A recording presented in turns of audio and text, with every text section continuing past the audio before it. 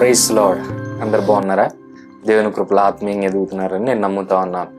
ఈరోజు ఈ daily prophetic వర్డ్కి మిమ్మల్ని ఆహ్వానిస్తూ ఉన్నాను. ఈ రోజుల్లో మన ప్రార్థనలు ఎలా ఉన్నాయంటే, మన అవసరతలన్నీ మనం దేవుణ్ణి అడిగేవారిగా మనం ఉంటూ ఉన్నాం. ప్రభువా, నాకు ఈ రోగం ఉంది, ఈ రోగాన్ని నయం చేయి. లేకపోతే ప్రభువా, నాకు జాబ్ లేదు, నాకు జాబ్ ఇవ్వు. లేకపోతే ప్రభువా, నాకు అప్పులు ఉన్నాయి, ఈ అప్పులన్నీ తీర్చు అని మన అవసరతలన్నిటిని బట్టి మనం ప్రార్థన చేస్తూ ఉన్నాం. మా అమ్మాయి పెళ్లి చేయి ప్రభువా, మా అబ్బాయి పెళ్లి చేయి ప్రభువా. మన అవసరతలను బట్టి చాలా ప్రార్థన విజ్ఞాపనలు మనం దేవుని దగ్గర చేస్తూ ఉంటాం, అడుగుతూ ఉంటాం. అయితే దేవుని వాక్యం ఏం సెలవిస్తుందంటే, మీరు ఈ పని కనుక చేస్తే మీకు కావాల్సినవన్నీ ఇవ్వబడతాయి అని ఒక వాక్యం రాయబడి ఉందన్నమాట. యేసు ప్రభువే స్వయంగా మాట చెప్పాడు. నేను ఆ వాక్యాన్ని మీకు ఈరోజు చూపిస్తాను. మనం మత్తయి సువార్త 6వ అధ్యాయం 33వ వచనంలో మనం చూస్తే, ఆ వాక్యంలో యేసు ప్రభు చెప్తున్నాడు ఏంటంటే, మొదట ఆయన నీతిని, ఆయన రాజ్యాన్ని మీరు వెదకండి, అప్పుడు ఇవన్నీ మీకు అనుగ్రహించబడతాయి అని యేసు ప్రభు ఈ వాక్యాన్ని మాటని చెప్తున్నట్టు మనం చూస్తాం.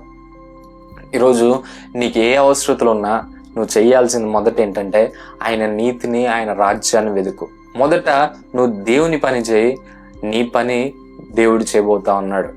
నువ్వు చాలా అవసరతలు అడుగుతున్నావు, మంచిదే అడగడం, కాకపోతే దేవుని రాజ్యాన్ని, నీతిని వెదికే ఒక వ్యక్తిగా కూడా నువ్వు ఉండాలి. అప్పుడు నీకు కావాల్సినవన్నీ ఇవ్వబడతాయి. ఒక రాజు ఉన్నాడట. ఒక రాజు అడవికి వెళ్తే రాజుకి ఒక పెద్ద సింహం ఎదురైతే అక్కడ ఉన్న యువకులు కొంతమంది ఆ సింహాన్ని అడ్డుకొని సింహాన్ని చంపేశారంట. రాజు దానికి కృతజ్ఞతాపూర్వకంగా, మీకేం కావాలి? యువకులందరూ ఒకడేమో, నాకు కొన్ని వేల రూపాయలు కావాలి రాజా అంటే ఇచ్చేసాడంట. రాజా, నాకు పెద్ద భవనం కావాలంటే ఇచ్చేసాడంట. ఇంకొకడు, మా ఊరికి రోడ్డు కావాలి, మంచి రోడ్డు కావాలంటే వేపిచ్చేసాడంట. ఇంకొకడు, నేను ఒక అమ్మాయిని ప్రేమించాను, అమ్మాయిని నాకు ఇచ్చి పెళ్లి చేయించండి అంటే ఆ పని కూడా రాజు చేశాడంట. ఇంకొక యువకుడు మాత్రం ఒక విచిత్రమైన కోరిక కోరాడంట.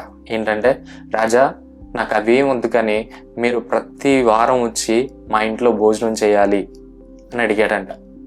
అడిగితే రాజు చాలా ఆశ్చర్యపోయాడంట. ఏంటి ఇంత విచిత్రమైన కోరిక కోరాడు అని రాజుకి అర్థం కాలేదంట. రాజుకి అర్థం కాకపోతే ప్రతి వారం అతని ఇంటికి భోజనంకి వెళ్తే అతని ఇంటికి వెళ్ళే మార్గం సరిగ్గా లేదంట.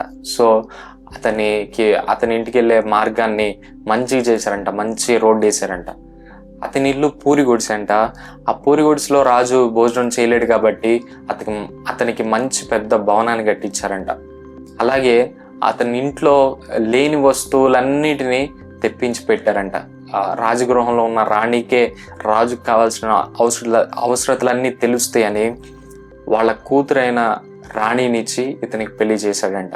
ఈరోజు ఎగ్జాంపుల్ ద్వారా మనం తెలుసుకోవాల్సింది ఏంటంటే, నువ్వు ఏం అడగాలి దేవుణ్ణి అంటే, నీకు కావాల్సినవి నువ్వు ఏదైతే అడుగుతున్నావో నువ్వు పొందుకోవాలంటే నువ్వు మొదటిగా చేయాల్సింది దేవుని పని. నువ్వు దేవుని పని చేయి, ఆయన నీ పని చేస్తాడు. కాబట్టి ఈరోజు నువ్వు ఏది అడుగుతున్నా అది నువ్వు పొందుకోవాలంటే మొదట ఆయన నీతిని, ఆయన రాజ్యాన్ని నువ్వు వెతుకు. అప్పుడు నీకు కావాల్సినవన్నీ దేవుడు నీకు ఇవ్వబోతున్నాడు. నీకోసం చిన్న ప్రార్థన చేయబోతున్నాను. మహాపరిశుద్ధుడా యేసయ్య, జీవం కలిగిన తండ్రి, జీవాధిపతి, పరిశుద్ధుడా, నీకు వందనాలు. ఈరోజు మీ వాక్యాన్ని బట్టి మీకు వందనాలు, స్తోత్రాలు నాయనా. ఈరోజు మాకు కావాల్సినవన్నీ, మేము అడిగినవన్నీ పొందుకోవాలంటే మొదట మీ నీతిని, మీ రాజ్యాన్ని వెతకాలని మీ వాక్యం సెలవిస్తూ ఉంది. ప్రభా, మొదట మీ నీతిని, మీ రాజ్యాన్ని వెతికే అయ్యా వ్యక్తులుగా మేము ఉండడానికి మీ కృపను దయచేయమని, ఈ వీడియో చూసిన ప్రతి ఒక్క బిడ్డను దీవించి ఆశీర్వదించమని యేసు నామములో అడిగి వేడుకొని ప్రార్థన చేయించున్నాను తండ్రి, ఆమేన్. ఈ వీడియో ద్వారా మీరు దీవించబడ్డారని నేను నమ్ముతా ఉన్నాను. ఈ వీడియోని మీరు వినడమే కాదు, ఈ వీడియోని మీరు అనేక మందితో షేర్ చేయండి. తద్వారా వాళ్ళకి ఆత్మీయ ఆహారాన్ని అందజేసిన వారిగా మీరు ఉంటారు. ఇది కూడా దేవుని పనే. ఈ పని చేయండి, దేవుడు మీ పని చేస్తాడు. అలాగే మన సోషల్ మీడియా అకౌంట్స్ కూడా మీరు ఫాలో అవ్వండి. Thank you. God bless you.